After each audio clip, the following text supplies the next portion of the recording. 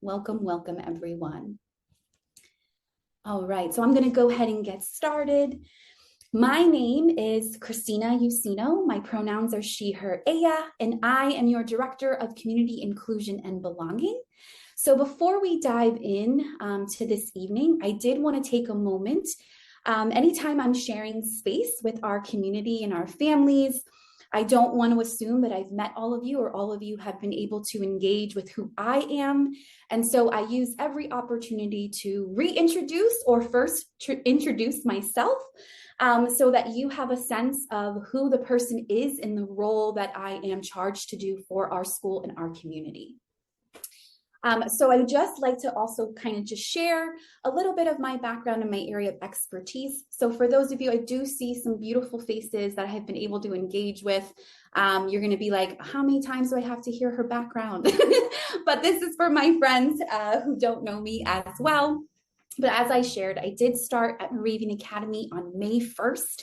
Most people say that they hit the ground running in their roles. I would say that I hit the ground sprinting, and I could not be more honored and privileged to be in this role. So I would like to share that my expertise and my training is actually in clinical and counseling psychology. And so I am a trained mental health therapist. The arc of my career, how I like to sort of surmise it, is that I have often been in roles in which charge me to provide immediate care and attention to particular groups, while also, right, thinking about long-term solutions. And so my career has had a wonderful arc in providing care for some of our most vulnerable populations in Lehigh, Northampton County. And then I went into the higher ed world and stayed there for about 12 years in many different capacities. I was a director of a gender and sexuality center. I was a dean of multicultural affairs. I also then joined an enrollment in highly selective admissions to kind of lead the charge of making sure that we were curating classes of global citizens and belonging, was centered to our retention efforts at the schools I was honored to serve. Again, all of that, right? Immediate care for students and their well-being, while thinking of the arc of making sure that our systems, everything that touches a student's life experience through their student life cycle, had belonging and human flourishing at the center of that work. So while I am a practitioner in DEIJB, diversity, equity, inclusion, justice, and belonging, I never am not a mental health therapist or expert. And so getting a little bit ahead of myself, but a preview of what I'll kind of unpack, it felt completely serendipitous and kismet to join Moravian Academy when I learned about our strategic plan that I would get to be a part of, where we pair inclusivity, belonging, and well-being as one piece and use that as a synonym for ensuring psychological safety of all of our students. It could not have come at a better time in the arc of my career and all the things that I've done. Joining us this evening while you are all here is to hear a little bit from me, so I gave you that, and I'll dive into some of the work that we're doing.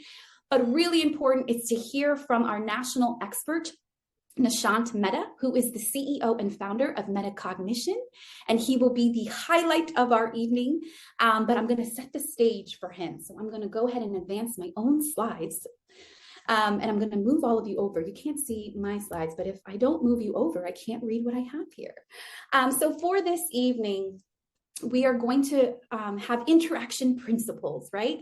So I would like to introduce a feature of this event this evening is the chat. I want you to treat the chat like an additional friend that we have to hold as a container of all your feedback and your beautiful questions that we'll ask you to go ahead and put in the chat at the conclusion of our talk, and let it hold space, right? If something's resonating for you or you want to get your questions fired up and ready, the chat will be a sacred space to hold all of your thoughts and all of your questions.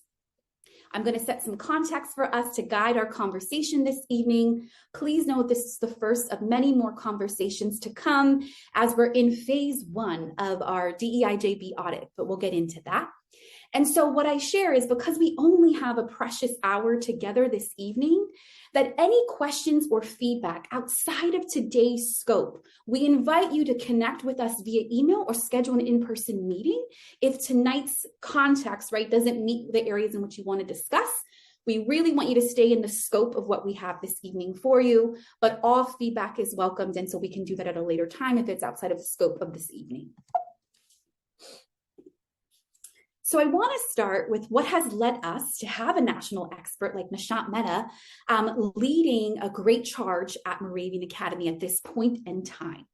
And I want us to start with the National Association of Independent Schools and the Pennsylvania Association of Independent Schools. What is so beautiful about an independent school education, right, is that an independent school has much more freedom and pathways to lead education through independence, innovation, to create a more equitable world. So that's independent schools at the national level, right? And so while each independent school has its own unique core values, its own unique mission and vision, we are all tenants, right, or stewards of national best practices. And so I often like to start with, when you're thinking about the best in class, right, independent schools, these are institutions that recognize that standards, right, and that principles are the floor, not the ceiling. But the floor is incredible for our foundation and for us being in tandem, in stewardship with best practices. So I often like to lead with that Moravian Academy really answers and speaks to these outside governing bodies of what they have found through empirical evidence and data-driven successes of what makes an institution one of great value, right? And so for the National Association of Independent Schools, over 2,000 schools are members. We are one of them. I wanted to just share what the values are at the national level, and that's thinking independently, leading change, embracing diversity, championing inclusivity, and empowering community. This then leads us to the next piece, right? So because we're in Pennsylvania, in order for our institution, Moravian Academy, to be accredited, we actually then answer to the governing body of the Pennsylvania Association of Independent Schools. And what they provide are 26 standards that institutions must meet in order to be accredited. So when I joined Moravian Academy, this beautiful senior leadership team had just done a very intensive Pennsylvania Association of Independent Schools accreditation process. We, of course, succeeded. We were thrilled to be champions of these standards. And through that process, right, through us being accredited yet again for our excellence, what they also provide is a mirror back to us of what areas that we could truly enhance and meet our full capacity. So from that accreditation process, what they provided as one of 6, I believe, I can see Adrian's face. Is it 6 major recommendations? I remembered correctly. All right. And one of the 6 major recommendations, right? Again, right, if we're thinking about hitting the ceiling, being the best in class, one of those recommendations was to perform through an outside third party, a DEIJB audit. So an audit of our diversity, equity, inclusion, justice, and belonging programs, philosophies, vision, missions, and culture of our school, and our own DEIJB strategic plan that would come from said audit. And so this is what I mean that I hit the ground in sprint. So I spent my wonderful summer interviewing 14 national experts, practitioners that do this work at the national level and who are hired by independent schools across the globe to do audits. And in my 14 interviews, I was asked by our wonderful Miss Finley Odell to provide my 2 highest recommendations. And I did so. And in full transparency, I had 2 recommendations, but Nishant Mehta, did I provide way more oomph in my proposal for him? Yes, I did. I own that. And I could not be more ecstatic that our senior leadership team saw what I saw in Nishant Mehta. And so I'll let him talk about how amazing he is himself. But what I will say is, as someone who's been doing this for 14 years and has also been hired as a consultant in many different areas, what I often share with folks is that this work of DEIJB is often done at schools and institutions and organizations as additive work. And they really stick to sort of more programs or just diversifying through numbers, but they don't think about DEI as strategic. They don't embed sort of best practices across the student life cycle into every organization. But when I met with Mr. Mehta, Nishant Mehta, it was the first thing he said to me. And that's when I knew that he would really get us to be the best in class. And inclusive excellence was just radiating from him and his experience.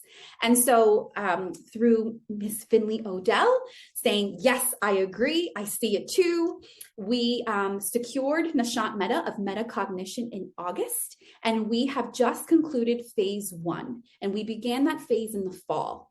And so phase 1 is training our board. And so our board went through a training with metacognition with Nishant as the leader.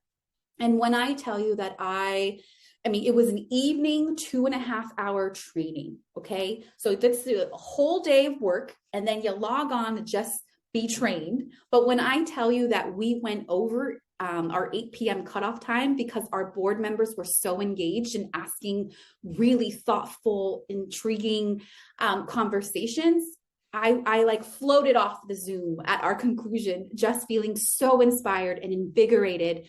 And our chair of the board ended our training with thanking Nishant and thanking our board members and saying, we are fully in support and in every way for this initiative. And so just to hear that from our board level has just been incredible. Part of also phase 1 was training our senior leadership team. And some of our members are here on this call tonight, and I see their beautiful faces. They did a wonderful in our training as well, so that we have, right, from a systemic area, thinking about all of those that make our larger systemic decisions, having this training, having this understanding of what best practices and principles are. In phase 2, and Nishant will probably get into this as well, is when Nishant's team will actually physically on our campus to do some focus groups. And then I put a plus and do more things with us. But it will really inform their audit and the strategic plan that they'll provide us. So while we are engaging in such a critical major recommendation for the Pennsylvania Association of Independent Schools process, that doesn't mean our work has stopped, right? And so again, I really just want to toot the horn of our strategic plan that I am so honored and privileged to be a part of, to make come to life. That part of our strategic plan is to foster an environment that prioritizes inclusivity, belonging, and collective well-being. And again, as someone who does DEI work and a mental health therapist, the convergence of that is just outstanding and exactly what we need during this point in time, during a mental health crisis for youth, the polarization within our schools for youth. Like, this could not have come at a better time for the vision of where our students need us to be for their psychological safety. In addition to what we're also doing in the here and now, we do have a DEIJB board committee, which is chaired by Fatima Jaffer. Members are going to include from each campuses and children who range in all class grades. And we were also incredibly thoughtful about the members we are intending to invite to share their expertise in civil discourse, in youth wellness, and in DEIJB within their own roles. In addition, we have DEIJB coordinators on each campus to really help the programmatic arm of this work and to engage in celebratory awarenesses, heritage days, months, and to really think about ways that they can bring together community. And then the last piece is when I did join the team, I am a frequent guest on our educational leadership team and really helped them enhance what was already available and used across our campuses to handle incidents of biases. What I added with the support of the educational leadership team was an educational response within the bias, right? So yes, we want to create an upstander culture within our students, meaning that they recognize, they interrupt, and they report incidents of bias so that we as a senior leadership team can ensure that not only are these things addressed for students that are being harmed by bias, but that those that are engaging in bias are met with nothing but educational responses, right? This is a time where we are learning. This is a time where we're going to make mistakes. How do you make a mistake with healthful accountability in which shame is not a tool that we use, but education only, right? And really having students be thoughtful and learning the art of an apology, creating a community where we can think about what does repair look like. And so those are the pieces that we have layered in to an already existing system of making sure that we have outcomes for when students report bias or when teachers report it to us. So now that exists, and we have rebranded it as the Bias Education Response System. This form is available for all of our faculty and staff. It will be made available to parents once we educate our students on how to use it. Our middle school students and our high school students will be the folks that use that. And next week, I'm actually going to engage, and then after the break, with our Merrill Smith campus students. And you receive, so for my Merrill Smith campus families, you receive that information from Dr. Wright on Sunday about what we'll be doing. And you'll hear that moving forward with our middle school as we roll it out slowly but surely, so that students always know that we're here listening for them. So those are the things that are happening in the here and now while we engage in our audit. So that concludes your Director of Community Inclusion Belongings updates and invitation of where we are, our snapshot of where we're going to be headed.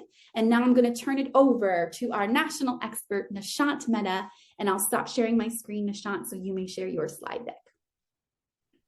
Awesome, wonderful.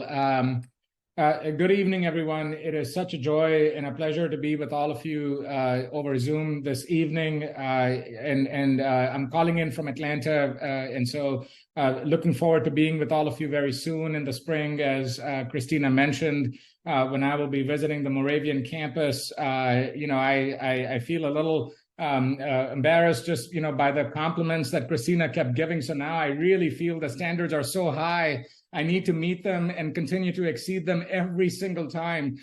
So Christina, let's just lower the standards just a tad, so that I can continue to do exceptional work, for all of you at Moravian. But again, such a joy to be with all of you. Adrian, thank you again for your leadership and for the welcome and the invitation to partner with you and your team and your board and this community at Moravian Academy. As a former head of school, I value, the responsibility that you hold and the care and the way that you continue to serve this community at Moravian. And so know that I will continue to keep that in mind as I work with you and I work with all of you that are also on this Zoom and that I've yet to meet at Moravian.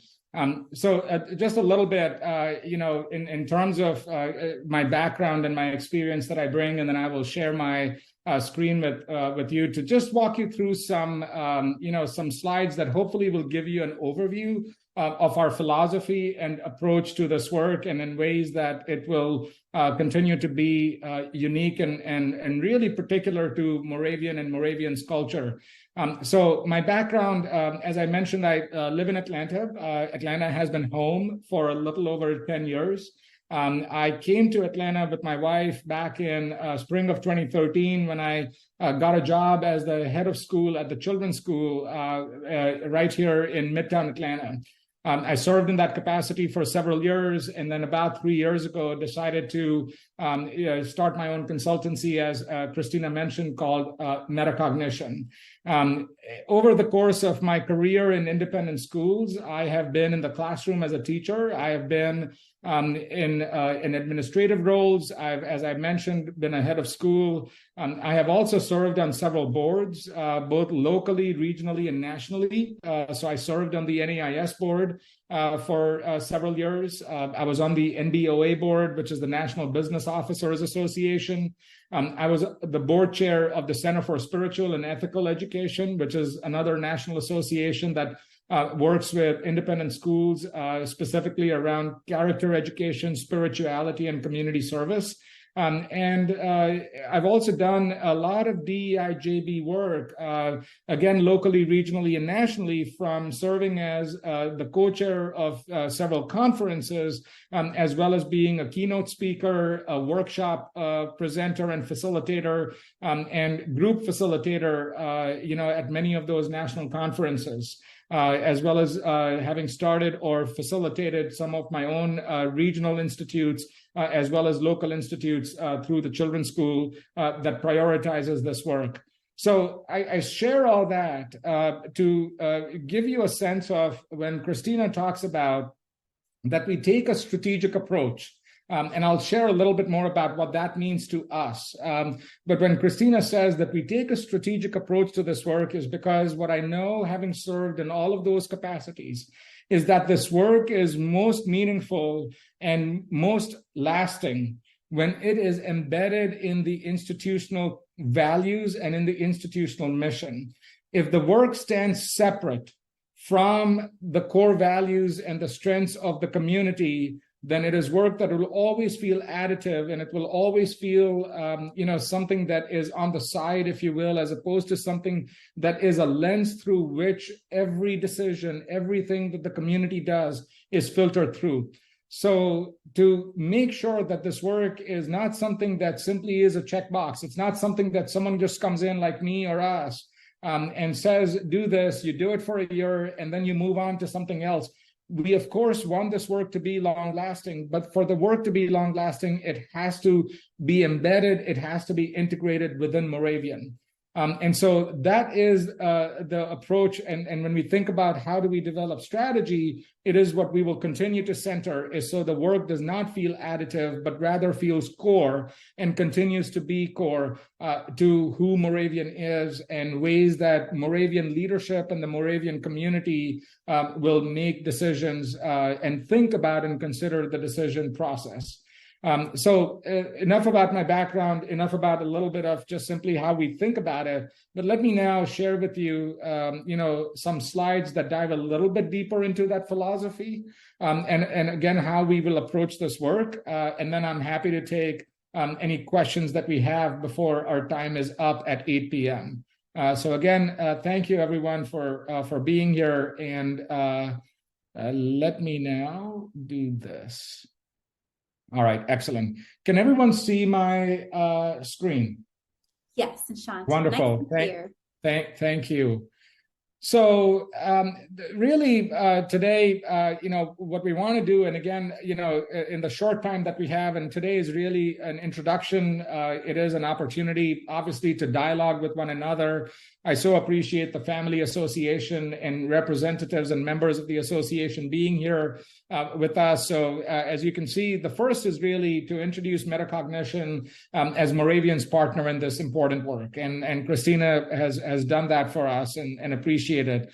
The second is I want to share with you that strategic lens. How do we be strategic about this work? What are some frameworks that we will center as part of the work that we will do with you at Moravian, and some common language that I would love to be able to introduce that will support Moravian in advancing this work while continuing to remain rooted in your culture, values, and mission. And then, of course, as I mentioned, we will have a few minutes to answer any comments or questions that you have at the end of this presentation. So what are some key terms, I think, that are really important for us to keep in mind? And, as we work with Moravian over the next several months, you will hear this again and again, because this is really where we begin. And again, how we center, this work in communities like Moravian. So the first is really we want to make sure that this work is authentic to Moravian's mission and culture. And this is really important, because what I want to assure and reassure, and I will continue to reassure and reaffirm this statement to all of you in the work that we do, is that metacognition has no agenda for Moravian Academy. We do not have the community stake in a way that you do. Our job is to be partners in this work to help you uncover your own strategic priorities that are authentic to your mission and your culture. So we are facilitators. We are not people who are coming in with some agenda.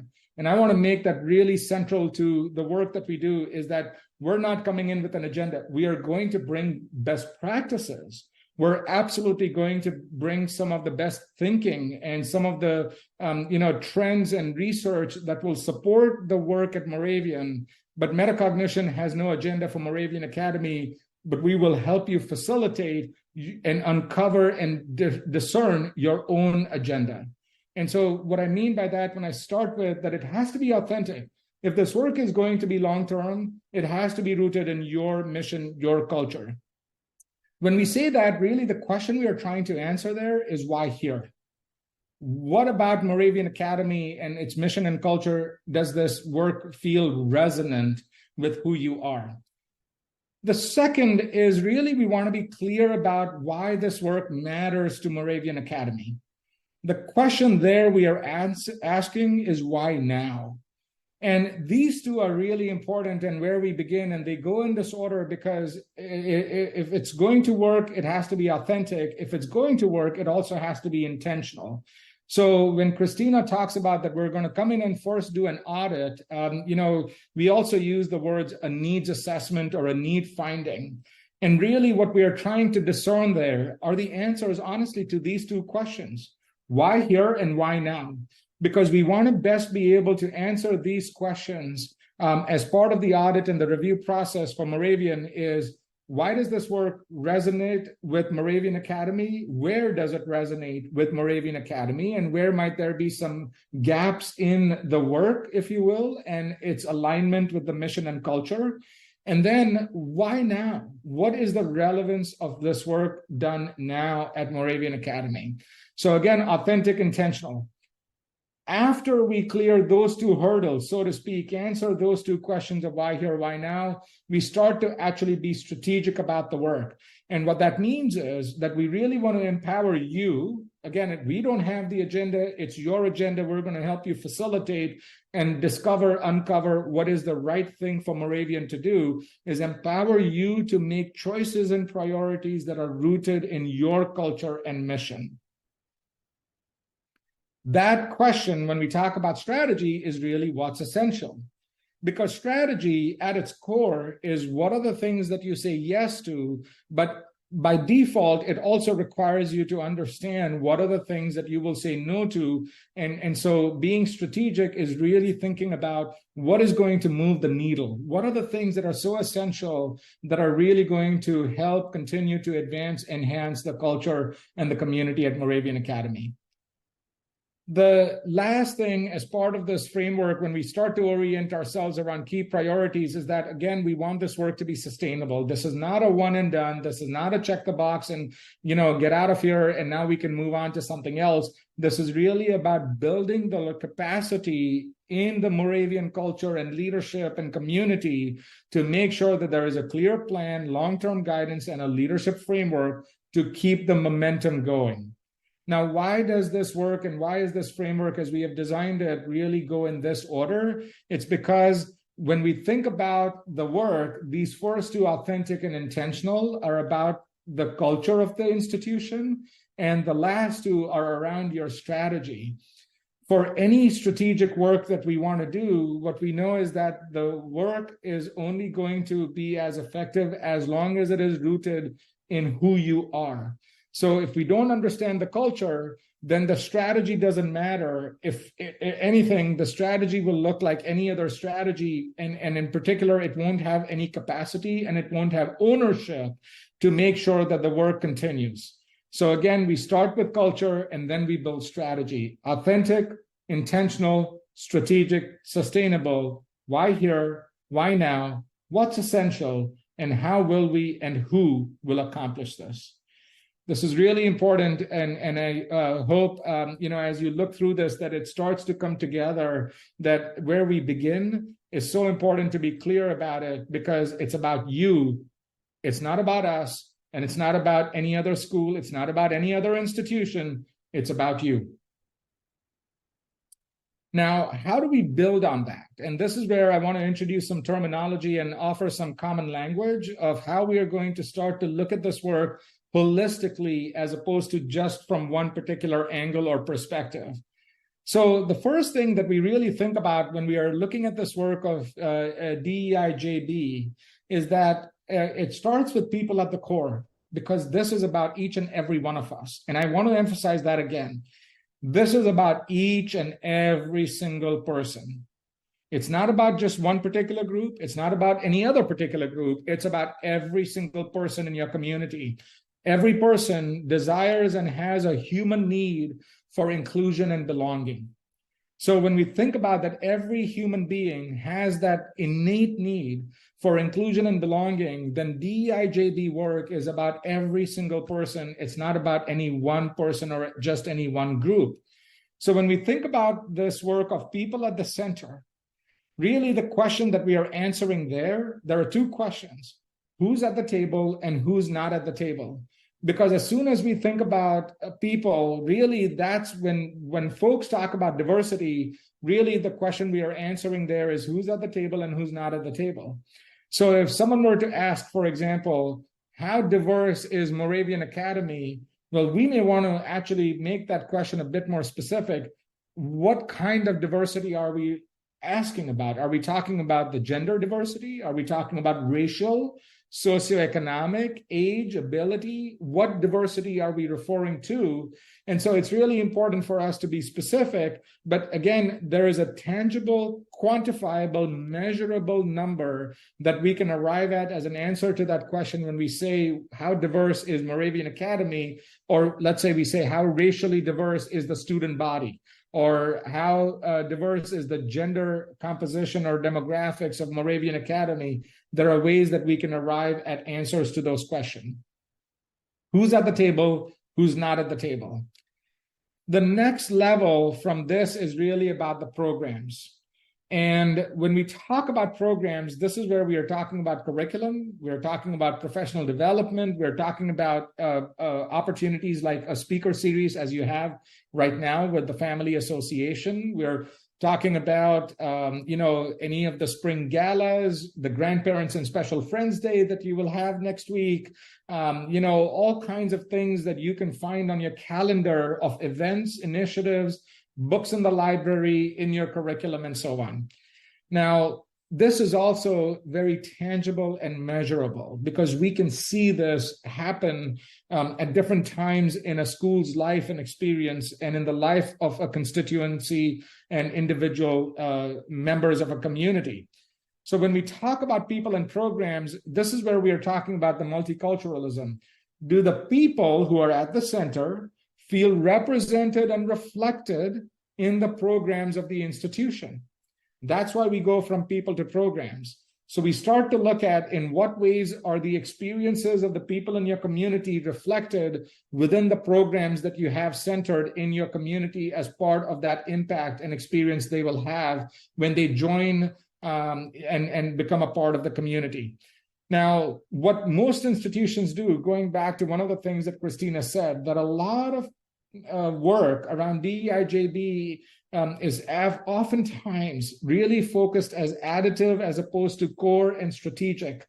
And the reason is because the lens that is approached when we look at this work is only through the lens of people and programs. As soon as you only look at people and programs and you don't expand beyond it, the work becomes additive as opposed to comprehensive and embedded. So what are the layers that we need to look at beyond people and programs? The next layer is that of policies and practices, and this is where the word equity comes in. Now, here is what I want to offer. When we talk about policies and practices, that really the reason why this is about equity is I want us to consider, for instance, that there are certain policies that any institution would have. How they are implemented is really what determines whether you are fulfilling as an institution the promise, the expectation that you set through policy equally through and for every single person in your community. So when we think about the equity piece, the gap between policy and practice, what you say and the experience of people, depending on whether there is a gap or not, is what determines whether there is equity or inequity. I want us to think about it in a different way, an example that I would use, let's say, from a curricular standpoint. We know that by the end of any of the grade levels, that every student needs to be prepared for the next level that they're going into. So there are certain standards that we all know that by the time they start 5th grade, that they will have to have accomplished, learned, skilled on certain standards by the end of 4th grade to be ready and prepared for what 5th grade is going to bring. But what exceptional teachers also know is that not everyone is going to learn in the same way. I'm going to have to differentiate my teaching because I have differently able learners within my classroom. But the goal is the same for everyone because everyone needs to be prepared for the start of 5th grade. So the path I take is going to look different because I have different individuals in my community, in my classroom, but the outcome in terms of being well prepared for the start of 5th grade is the same. That's the work of equity. Equality is the goal, but equity is your strategy. So when we think about differentiation, and, as families, I'm sure, you can perhaps empathize and resonate with because you know that your child learns a certain way. And you know also that other children in the classroom do not necessarily all learn the way that your child learns. You want your child to get the best education and to be the best prepared for the next level, and where the teacher and the community continues to meet them where they are and continues to build on their potential. When we look at equity, that is the same thing. We want what we promise and the commitment through our policies and the practices as implemented to continue to be aligned as much as possible. And wherever there are gaps, wherever there is inequity, for us to be able to continue to address those inequities. So people, programs, policies, and practices. The last layer of this 5P framework is now philosophy. Because we can do the people work, we can do the programs, and we can even do the policies and procedures. But if we don't have a clear philosophy about why this work matters to us, in what way is this work really core to who we are, the rest of the framework falls apart because it won't feel authentic to Moravian Academy. And which is why on the previous slide, you saw that authentic or authenticity is number one. The philosophy is what drives the core and how this work becomes personal to who you are as a community and not about anyone else, but about you and only you. Why we also present it as this way in terms of what you see as concentric circles is because there are a couple of reasons. One, we want to see people at the center, right? It's about each and every one of us. As you look at the center, it's where it is the most concrete. People, then programs, most concrete is visible work. It's tangible. When we start to get to the work of equity, and then when we start to get to the work of philosophy, it becomes a bit more abstract. It becomes a bit less concrete and less visible. So when you start with the center, knowing that this is all about the people, and as we start to go outside, we start to see it becomes a little less visible and more abstract. The other piece that we want to also emphasize is that philosophy, what I want to invoke for you, is that it's like the atmosphere that surrounds the earth. It's like the air you breathe. We don't think about the air we breathe in every second, every microsecond, if you will, but we know that for life to be possible on earth, air is that critical. It can't exist without the oxygen that we breathe in. Philosophy is like that atmosphere. It's what makes life possible. It's what makes this work real for you in your community. So when we do the needs assessment, when we do the audit, we're going to look at all of these 5 Ps, and we're going to try to dig into and understand where and how does this community really go in and out, if you will. Is it already integrated? Where is it perhaps gap? Where are there gaps? Where is it perhaps not as aligned or integrated and connected yet? which gives us a sense of really looking at what are the core strengths and where are there opportunities for growth, and then how do we work with you as a community to start to essentially, by identifying some of those misalignments and where those gaps may exist, start to help you develop a strategy that is inclusive of these 5 Ps, to make sure that it is a holistic view and embedded into the core as opposed to something that is an add-on. So the strategic approach and the action planning is going to start with centering, making sure that we are always looking through the 5P framework and that the action plan is inclusive of all of the Ps here. We do this holistically. The outcome, the desired outcome, is inclusion and belonging. Now, one of the things that we are also aware of is that actually inclusion and belonging are not just the outcomes, it's also your starting point.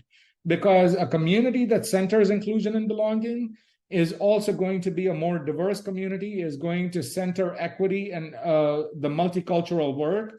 And a community that centers diverse, multicultural, equitable work is also going to be more likely to continue to foster a community of inclusion and belonging. So I'm spending a lot of time on these two because this is the foundation of the approach and the philosophy that we will use to continue to, 1, make sure that this work is about you and no one else, and 2, that we look at it holistically as opposed to piecemeal or just as an additive. Now, I've introduced these 2 terms, inclusion and belonging, and I want to just offer a quick primer on what we mean by that. It's that sense of, when we talk about inclusion and belonging, what we really mean here is that sense of the authentic self. And really a shorthand that I would offer here when we talk about the authentic self is that sense of being and feeling seen and heard. But here is the caveat, if you will, or what's really important to keep in mind.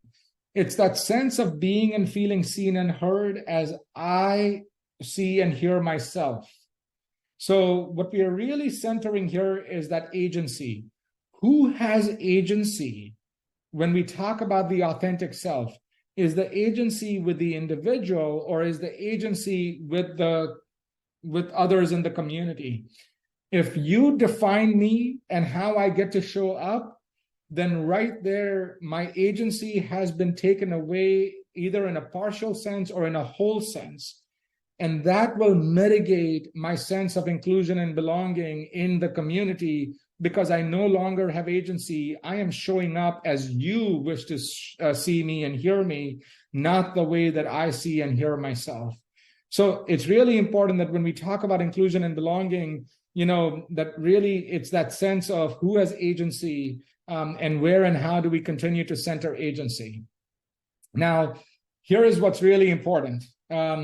And what's really important when we put it all together, and this is a question that I get asked often.